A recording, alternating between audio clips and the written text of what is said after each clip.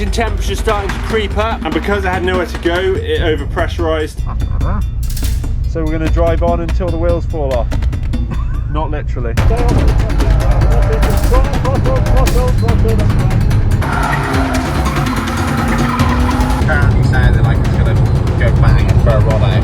Close your bets.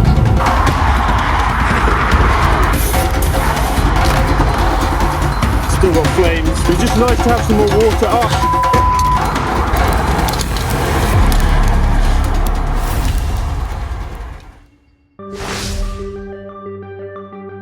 Yeah, temperature's getting too high. So, my plan is to replace the external pump for another Davies Craig unit. There we go. The impeller came off. The temperature's going up way more than it did yesterday, so... Doing a really good job so far. I've been holding good speed and RPM, but before the temperature just crept up. I was just driving home and I noticed the temperature crept up on the gauge that's plumbed in there on the engine. And yes, sure enough, it's overheated.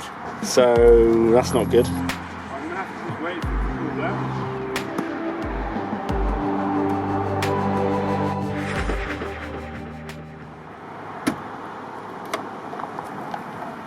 That's really hot.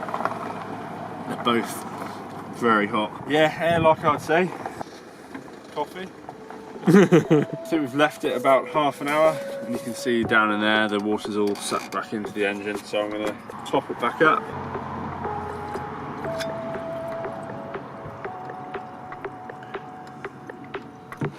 And then we'll go for run 2. See how far we get before it overheats again.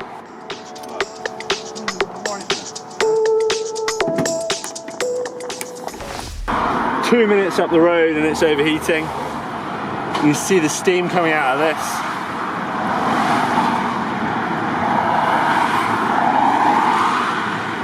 That's just boiling. Oh dear. I have sent reinforcements to get me some more water and a screwdriver so I can take that hose clamp off, get some more water in the back. The pump is once again dry of water all the way to the back of the car. I think it's dry. I'm trying to get as much heat out from the engine bay as possible. I'm glad it's an alloy block as it will cool down a bit quicker, hopefully. After all these shenanigans, topping up the water from the back, I finally bled the system a bit more, managed to drive back home with a reasonable temperature. What a mission. I have not used the car for a week or two since I went for the first test with the new pump installed. I'm going to pull the car out of the tent to get it onto a bit of an incline, then hopefully I can clear any remaining air in the system. At this point I was confident the only issue I had was the amount of air in the coolant, and I was keen to get this sorted as soon as possible for reasons you'll know shortly. Time was definitely a factor, so I'm making most of every opportunity to get this car reliable again. Once I pulled the car out, I checked everything was good under the engine bay. The smoke you can see on top of the engine is just coolant burning off from the exhaust. That's nothing to worry about. Again, I will monitor the temperature on this controller and also the one for the engine. I start by getting some heat into the engine. Once it's ran for a few minutes, by bringing the revs up, it will heat up quicker and we should see what's going on. I move to the radiator at the back of the car, checking the heat of the water on both pipes. If one of them's hot and one's cold, it means the water isn't circulating well. If they are a similar temperature, that's a good sign. At the moment, they are. It's reading about 87 degrees from the engine. We're not far behind in the system. Hopefully we'll get the fan kicked in shortly.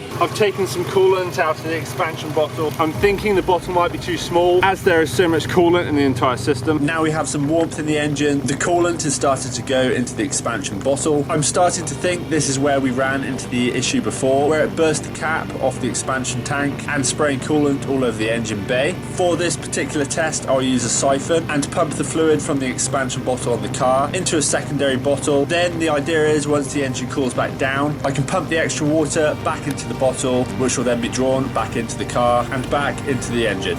Fan's just kicked in and we're sitting at temperature now, about 92 degrees on there, so there's a bit of a discrepancy in temperature. I've shut the engine down again as the temps just jumped up on the engine. It was reading fine at the pump, so I'm guessing we've got an airlock again. Yep. Yeah, not quite sure what's going on. I was just about to get in the car and go for a test drive too, so it's lucky I caught it now. So it seems we have more work to do. I carefully get the car back into the tent to come up with a plan for what I'm going to do with the cooling on this car. It's turning into a bit of an issue, this problem. My conclusion at the moment is that it still has an airlock, but that doesn't really make sense why it's spitting all of the water out of the header tank. Maybe I need a much larger expansion bottle. We will keep chasing this problem tomorrow. One thing I've not mentioned yet, on Saturday this week, my plan is to take this car to Forge Action Day at Castle Combe along with the Golf. Now this is going to be dependent on whether I can get this car sorted in time. Today is Tuesday. This leaves me 4 evenings to try and get this cooling issue sorted. I will try and bleed some more air out of the system. Before I turn the engine on, I'm just going to run the pump continuously. Firstly, I need to make sure the header tank is the highest point on the car, which I think is just about 76 centimeters. Depends how high the lines are that go through to the radiator, which 70, it's about there, which is about the height of the pipes. Meaning I just need to jack this corner up a bit so I know this is the highest point, and then I'll run the pump. I've raised it about 100 mil. We should be plenty high enough to get the pump rolling. Just overridden it so it's a constant flow, get the fan going. Now the Peugaru should have every chance to bleed the air out of the system itself. With the high point in the header tank, I should see a good amount of bubbles and gurgling, where as the air passes through the system, air is released and the water level should go down slightly, and I will use that as a good measure to see how much air comes out. There is some bubbling and noise I can hear, so that's a good sign. I can feel movement in the top hose. I then make my way to the back of the car, trying to detect any airlocks. Yeah, there's water all the way around I think, but it does sound like there's still a lot of air in the system. Can you hear that? Some lights on too, turn them off. I've ran it for a bit. Air bubbles appeared to come out of the header tank, but we'll see.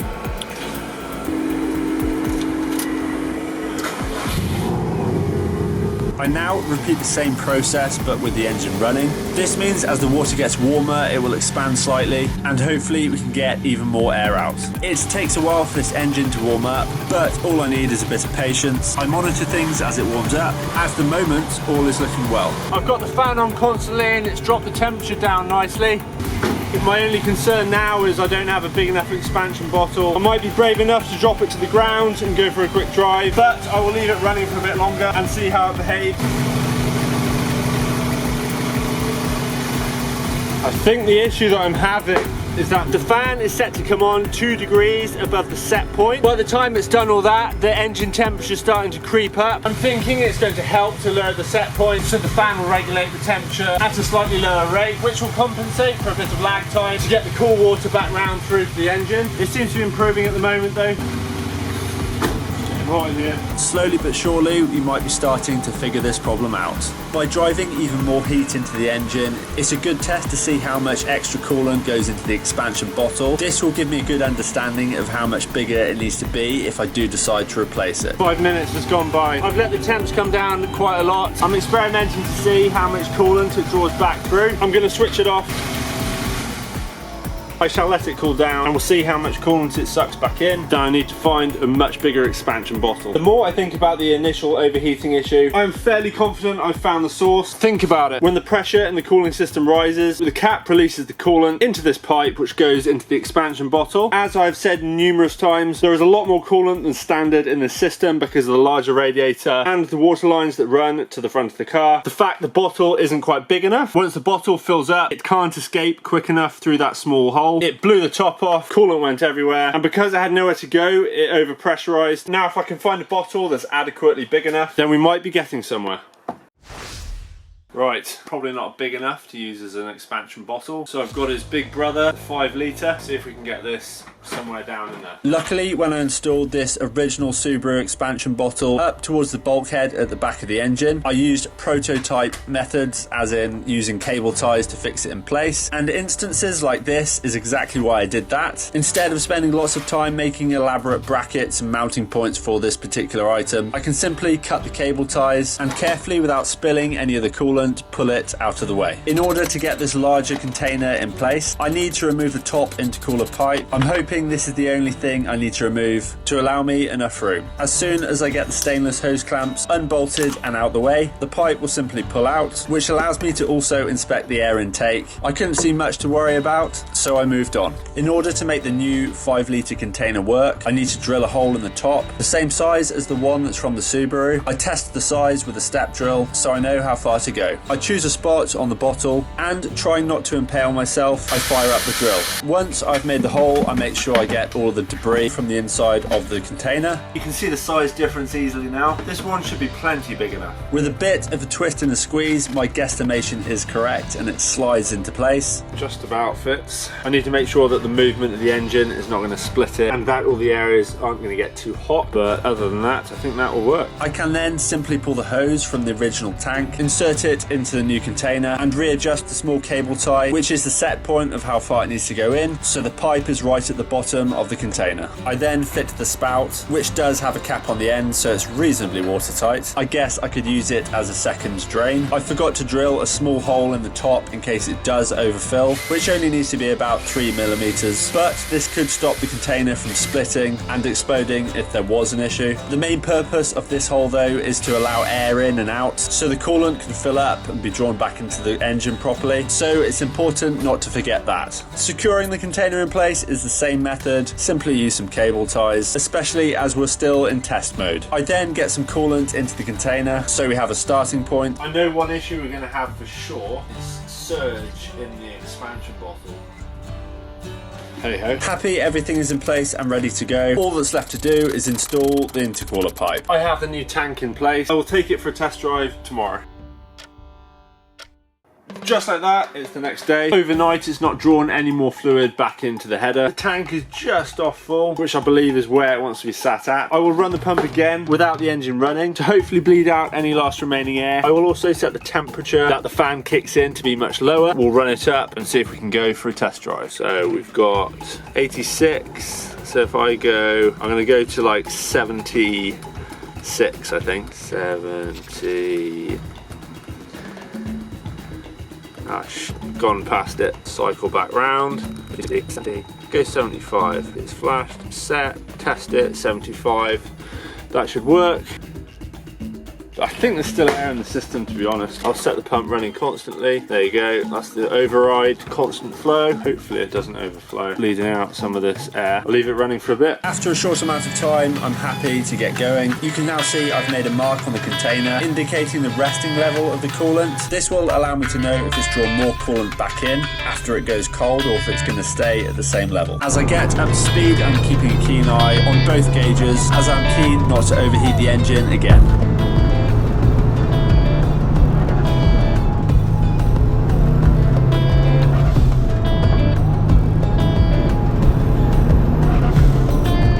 Check and see what the expansion bottle's looking like. Still plenty of room in there. Right, onwards. Temperature's still looking good.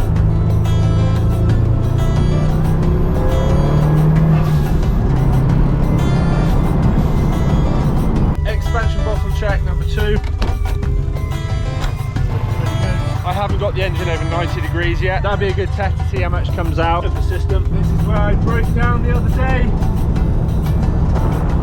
It goes without saying, I can't fully simulate track conditions, especially a faster circuit like Castle Coombe. On a busy road, all I can do is do some pulls, get the engine nice and warm. Now I've set the fan to come on a bit lower down. It's keeping around 80 degrees and it seems like it's working well. However, I thought it was working well initially when I first fitted the pump. And you saw how that went, so I'm going to drive a bit more. If there's nothing to report, we'll see you back in the tent. And we made it! All was well, no issues at all. I'll jump out, check under the bonnet, then I'll try and explain what I think happened from installing the pump all the way until now.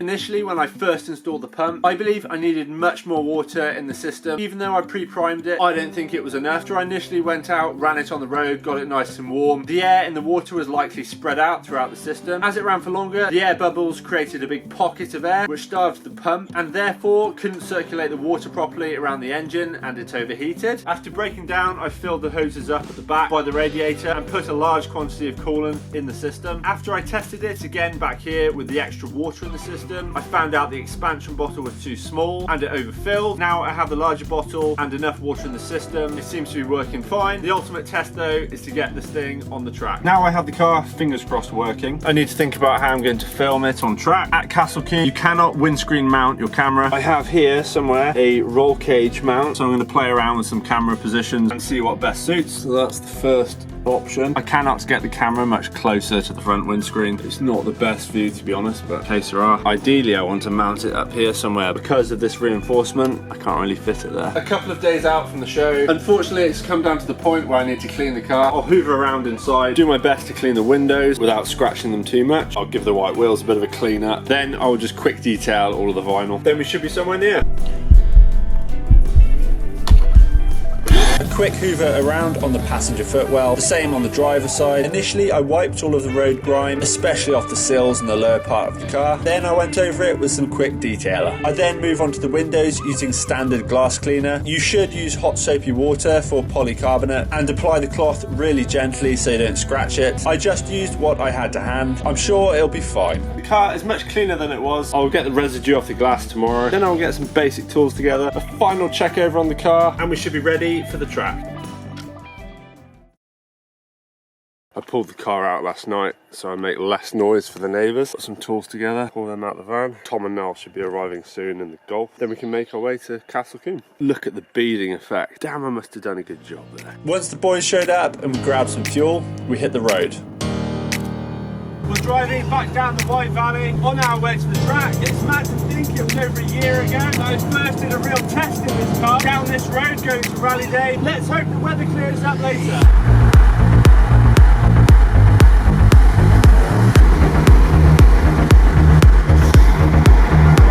Almost an hour on the road and the car is running 100%. No issues with the cooling at the moment.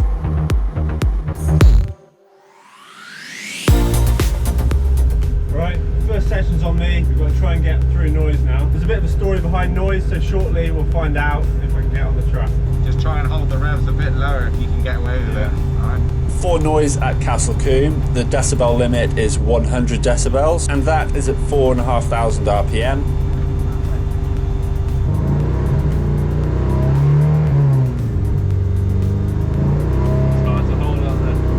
For some context, when I went to Landau circuit, it was 102 decibels at 5,000 RPM.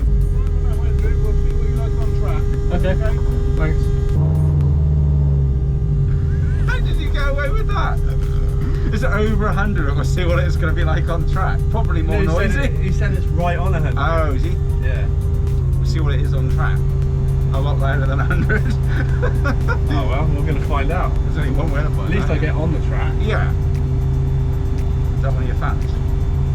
I'm not sure. So the hardest corner is tower. Tower. Right, so when we go off the line, we'll go obviously up the straight, over Avon Rise, back forward, and then we'll go around that spin, the next corner after the King. Right, roger that. Will it restart? Yeah. I turn it off for a bit. We're still recovering well off the barriers. Oh. We had to wait a while, but the drift session's finished, so this is our first outing, and we're going to see if we overheat. Any last words? Let's go!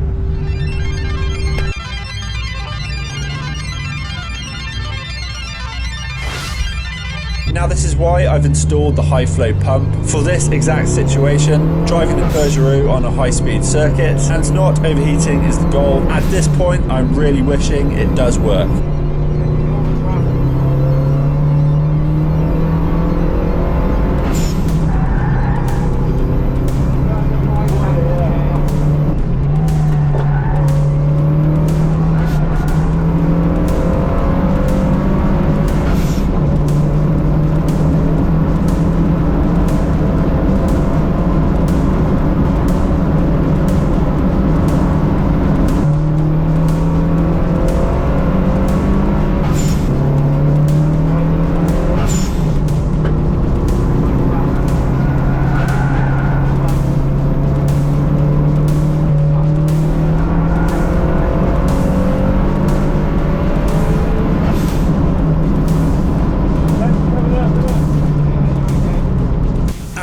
hard work stripping down the engine, modifying it and getting the new pump installed, it seems clearly we still have some issues. The main purpose of the day was to put the Golf through its paces on track, which we can still do. The Peugaru was simply a test, which we failed, but at least it wasn't to the expense of paying for a full track day. And now I know moving forward, there's more work to do. Yeah, the passenger's going up. Well, that's the engine.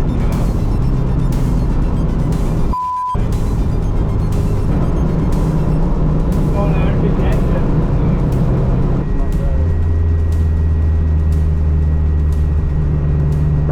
Right, boy. You hear the creaking in the back as well? Yeah. That's new.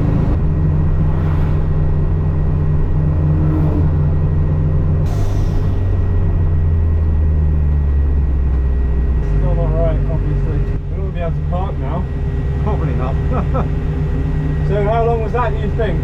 3 minutes? It was about, we were on the circuit about 10 minutes then. But until it got hot. It was about 6 or 7 minutes and then it started to get warm. So, but you were getting quick obviously with the driving, so there's a mixture of two things there. But yeah, but it's still not staying cool. no. So we had the fan on constantly. I did forget to turn the heater on to start with, but I don't think it makes that much of a difference. No. So it's yeah, still not ready for a fast circuit, clearly. Well, nowhere near that car, am I?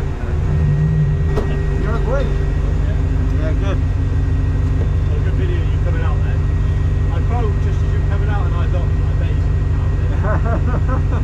You got, it's overheating a bit. Yeah? Yeah. Coming early? Yeah. Early then? We only did about 10 minutes because it's, yeah, it's just getting warm, so. Yeah, that's very disappointing. Right then, first outing in the Golf. Yeah, let's see how she goes. You're being flagged on by the man in orange. So we bought this car for £150 and this was the reason why. This is the scrap value Golf GTI project. Scrap to track. Scrap to track, I like it. Right. Right. Get a bit of temperature in the old tyres.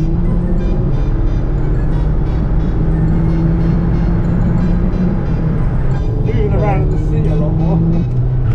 Easy back on the power. Where are you going? Alright, just carry it on, carry it on. Straight on? Yeah, yeah, just slow it down, it's tight, it's tight. No, no, no, through here. Oh, through okay, there. watch your mirror now, watch Yeah. your mirror. Completely, Okay, just that. just let it roll by. Whoops. It's all We're good. going to have slick tyres now. She will do, she'll have a flat spot. So just feed it in, let it run out to the white line. Whoops. Let it run round here, let it run out. That's it. Stay off the that's it, just throttle, that's fine. Okay, Too busy looking over there. yeah, yeah. Alright, on the brake, not too good, so don't follow him. No. Follow him. There's a queue behind the Evo, so I think you're okay for a minute. On the braking for that one where we lost it, Yeah. move over about a foot to the right. You're too far to the left. This is all good, perfect. Yeah, send it wide here. This is good. This is good. The next one, you're on the grass. Okay. You're on the grass. Brakes are on fire on here. Click this, but don't go over the grass. Yeah. Yeah, no grass. Yeah, no grass.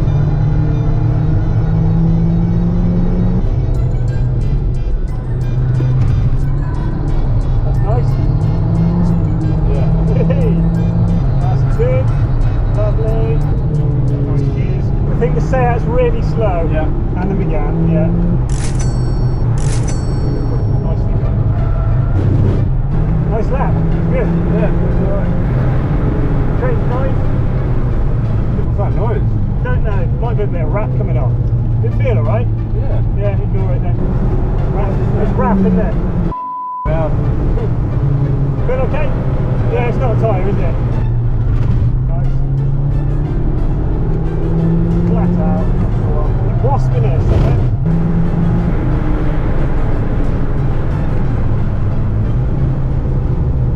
Well, it's a successful session. That was good. You can hear almost like a blowing exhaust now. That might be something to look at. Apart from that, it's good as gold. Apart from going straight on at a chicane, driving onto the grass. Other than that, It's what you do during and after those situations that counts. Yeah. So it's all good. He's getting told off. No, your ender tray's hanging off. Ah, That's what the noise is. That's Right. what the noise is. All right. there we The are. under tray. If you go net again, Yeah, we'll sort it out. yeah, okay. All right. Cheers. There you go. That's So all forget the exhaust, it's the under tray. So it's lucky I brought cable ties and which is all in there. there's all a kit in there. Oh yeah, I see it in there. Oh, at least it's not a like blowing manifold or something. You can deal with under trays. Unless it's that and a blowing manifold. But Next up, it was time for Niall to go out in the GTI. Tom and I played a few rounds of rock, paper, scissors to see who would end up shotgun. Guess who lost? Wish me luck. happy? Yeah, looking forward to it. Never driven a Golf GTI in Mark 5, so There you go. Well, we figured the exhaust is blowing just after the downpipe on the flexi. There's nothing we can really do to repair it now. worth putting this down. Yeah, you can do, yeah.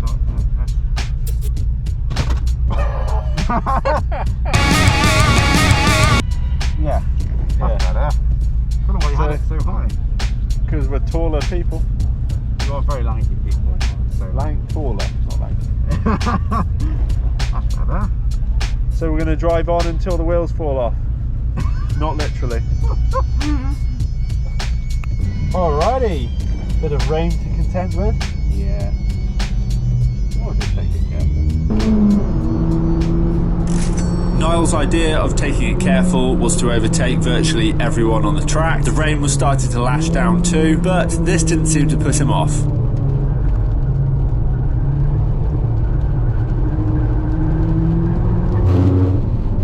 Phoenix is working.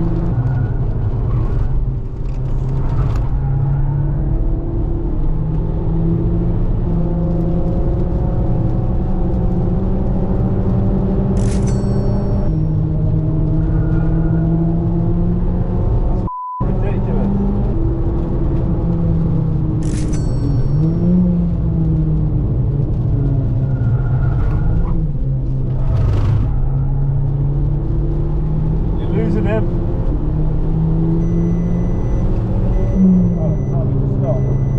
That was it.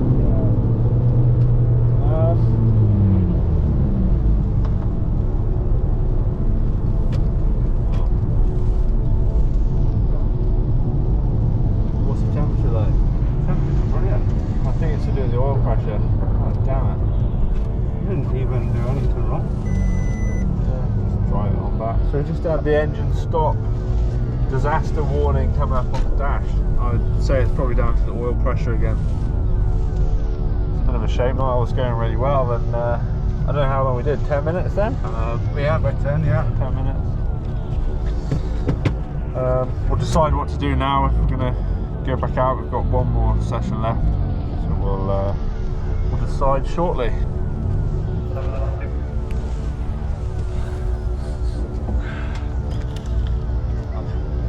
It's got I oil thought it in would it. have been alright because it was wet and I'm on budgets, but I think I've blown it. Yes? Well, no, you just had the engine stop light. Come on. Shall we see what it fires up with? Yeah. Okay. There's oil. Yeah, it was fine. It's ironic that we topped the oil up and then the light came on. Yeah.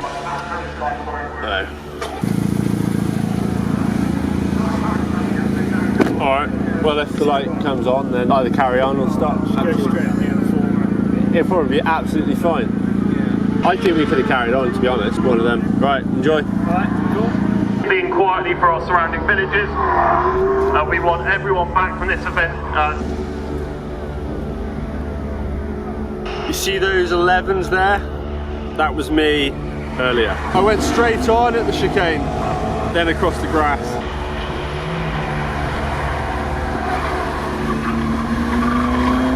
With the end of the day fast approaching, I think we all subconsciously decided just to go lead foot with the Golf and hope for the best. With the number of cars thinning out on the circuit, it leaves Tom open to have a good battle with this Mini. With nothing to lose apart from oil pressure, it's game on.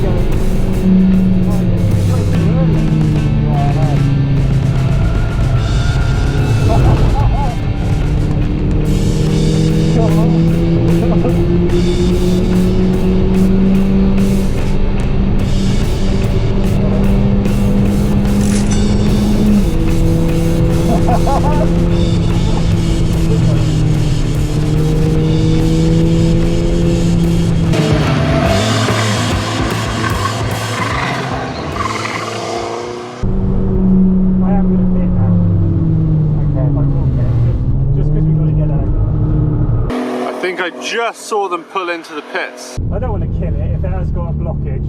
No. I dare say they have an oil pressure problem again in the Golf. It's running fine, but It wasn't me, it was just like transparent. It'll probably take me 10 minutes to walk back to the main grid, then we'll look about going home. It's been an interesting day, hasn't gone quite the way I wanted it to, but that's what you expect from building custom cars. Teething problems, things to figure out, it's all part of the fun.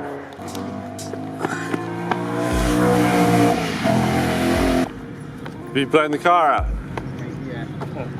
The light come on. the lights come on, but Yeah. it's fine. Yeah, Just Tom don't backed push off it. straight away and it was alright then. Just don't watch any of the GoPro footage. I will. That's it, we're on our way back from Castle Combe. Despite the obvious problems throughout the day, both cars are still driving. That's a good day in my eyes. I just had a message from the boys. They're up ahead in the Golf. They've said it's sounding a bit funny now. I'll stick behind them and we'll see how far we get, I guess.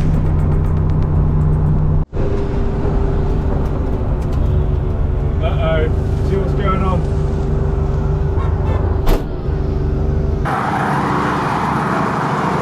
Keep that open, mate. I was trying. This doesn't sound good, does it? Sounds nasty, innit? I think it's stars of oil. Can't turn it off for a second.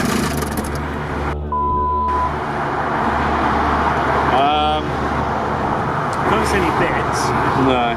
There's a rag in the back. Should try and put some more oil in it, see if it climbs it down. Maybe, yeah. Just see how much is in there.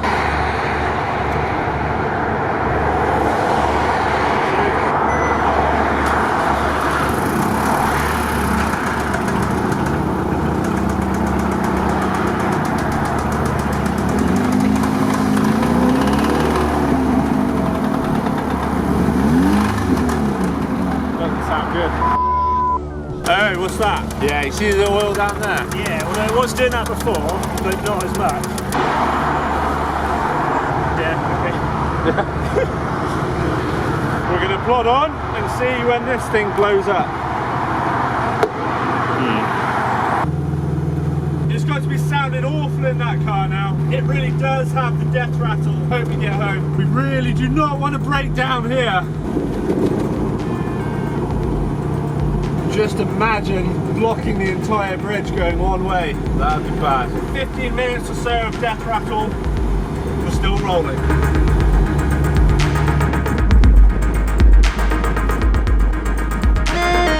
It sounds so bad I can actually hear it over the fuel pump on my engine. It sounds terrible now. Quite a bit further to go as well. So the current situation, we are 40 miles from Tal's house. We have every light on the dash and a stop sign with an exclamation mark. And it's currently sounding like it's going to go bang and throw a rod out. Will we make it? Place your bets.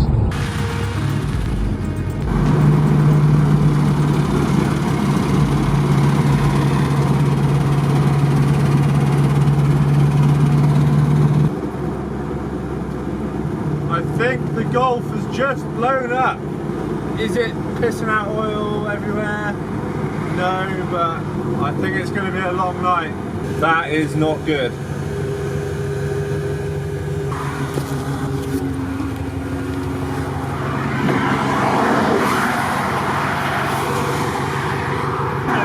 She's no longer.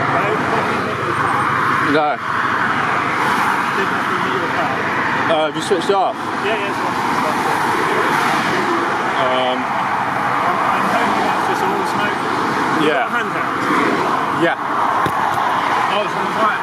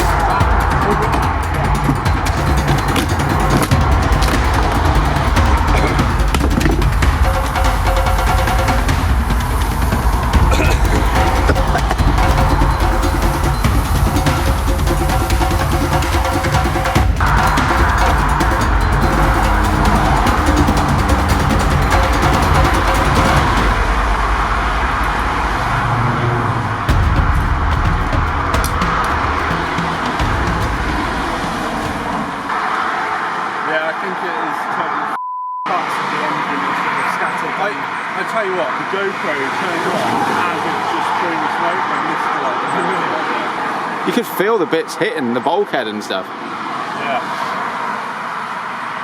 There's still some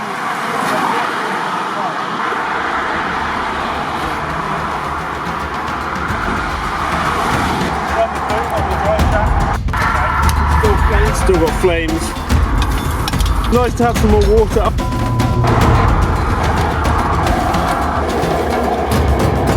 I think we might be out. Yeah. Yeah. Only needs a bit of Maguire's Shine Clean and it's good to go.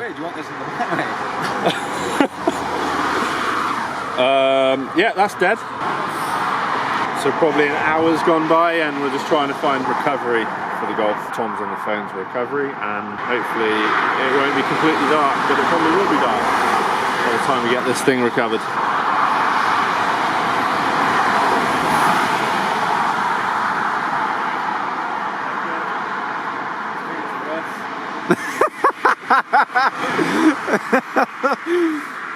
Oh god, I shouldn't laugh.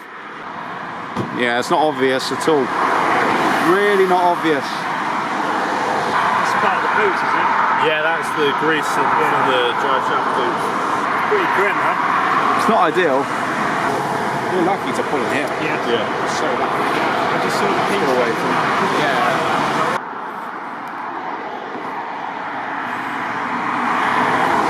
And it's starting to rain. It is going to mind as well. The recovery truck's arrived and it's getting very dark, but we're on our way home hopefully. We've done lots of fun things, haven't we, every year? Yeah. We have done lots of fun motorsport things every year. Yeah. Well, I always say the things that go wrong is what you remember, isn't it? Yeah. Like if we just drove home, you just wouldn't. You'd just fade away, Yeah. wouldn't it? Never remember. Years to come, we can lap over a Nice beer. Nice beer. I'm having a few weeks off. Yeah. motorsport. Yeah. That's right, it's important.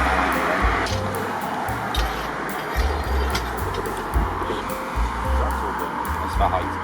Okay. That's a cool machine. It's been a long day. Yeah. I've had 3 weeks of it since I've had anything this long before. It's been a long day.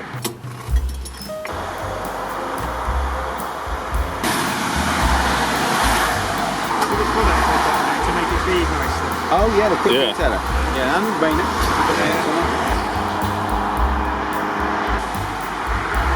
See you later. Where's you going? Right, we're going home. We are going home. This is the third car we've been in, fourth car we've been in today. Yeah, this is the 4th car I've been today, yeah. And it's a somber drive home where reality kicks in. So we've just blown up and set fire to a car. and overheated the car all in 24 hours. Good ending to the night. Where are we? McDonald's. Cheers. 9:45 at night.